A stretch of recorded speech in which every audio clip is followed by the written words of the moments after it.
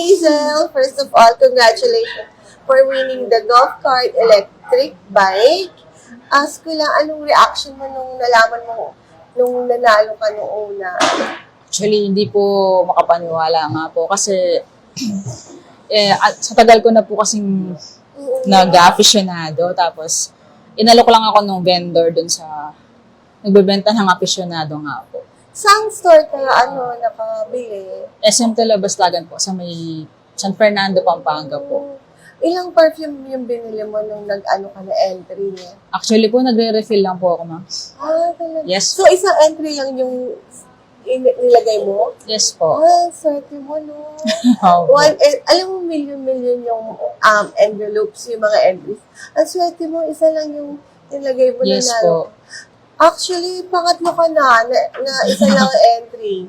Yung isa ata yung kotse. Tapos may iPhone ba? Yung isa o parang 25, isa car. Ewan ko yung isa. Basta tatlo kayo pare-pareho. One entry lang. Naniwala ka ba? Parang pala nalaman nung nanalo ka. May tumawag po kasi sa akin po na, or nag-text muna po. Hindi po kasi niya ako makontak nung una.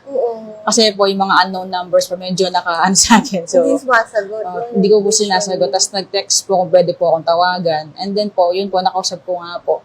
Naniwala ka? Opo, kasi yun, bago lang po kasi yung number ko, ma'am. So, Yun po yung nilagay naniwala ka na nanalo ka. Opo. Kasi karamihan hindi naniwala ka feeling scam. Pero nagantay pa rin po ako dun sa It's Showtime, ma'am. Kasi sabi nga po, i-flash po sa It's Showtime yung mga winners po. Okay. Opo. Ano naman masasabi mo? Na-happy ka ba? Ano nalaman mong nanalo ka? Siyempre po kasi ang dami pong nag-hope po sila na mabunot po sila. Tapos, isa lang po yung entry ko. Tapos, nabunot pa po. Paano ka nakatagal gumagamit ng aficionado? Almost 10 years na po, ma'am. Wow! Yes. So, Since simula, college po. Nag-aaral. 30 ka na, di ba? So, 20s gumagamit ka na. Opo. Maganda din kasi halos lahat ng nanalo is talaga. Matagal ng users. Oo. Yung iba, simula nung bago pa sila mag-asawa, hanggang nakaabot na sa mga anak nila. Invite mo naman yung mga mga ibang tao na bumili ng aficionado para malaman na legit pala talaga yung paraffle namin.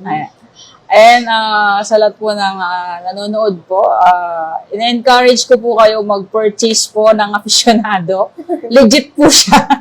Na-meet ko po sila dito po ako sa aficionado head office po. Available po kayo Mura lang naman po yan. Oo nga, mura Opo, lang. affordable naman po siya. And maganda po yung scent po nila. Mabango po siya. Tsaka swertihan talaga, no? Kahit Opo. isa lang yung entries, kung talagang mananalo ka Opo. Tatlo na kasi yung namin na matagal na silang gumagamit na aficionado, but with that time, one entry lang. Nanalo na nga sila ng kotse, ganyan, yung iba. Yung iba hindi din naniwala eh. Kasi feeling nila Madami po kasing scam ngayon. Oo, yung iba hindi na-remember na bumili sila. Parang January pa ata sila bumili. Tapos April na lang. Yung sa akin po, ma'am, along March po ako bumili. Tapos, April po, may tumatawag na po sa. Pwede ka pa rin manalo. Pag bumili ka, meron pa kaming second and third draw.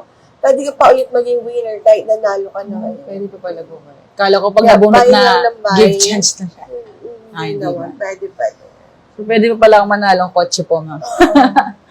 Ayun po.